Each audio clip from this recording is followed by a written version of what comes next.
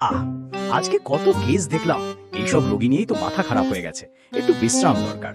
Doctor সাহেব, আমার হৃদয়ে অনেক ব্যথা। আমি কি একটু সাহায্য পেতে পারি? কে আপনি?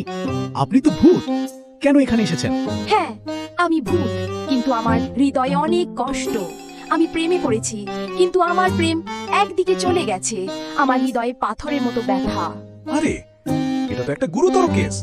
তোমার হৃদয়ে যতটা ব্যথা আমি তা সারাতে পারবো। তুমি সত্যি খুব ভালো ডাক্তার সাহেব। তুমি তো একেবারে স্বপ্নের মতো।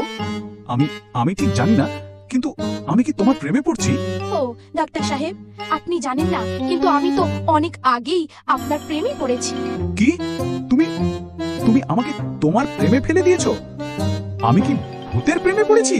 ঠিক ধরেছেন ডাক্তার সাহেব। আপনি আমাকে ঠিকভাবে চিকিৎসা করলেন, আর আমি আপনাকে আমার ভালোবাসায় আটকে ফেললাম। ও না, আমি তো ভূতের প্রেমে পড়েছি।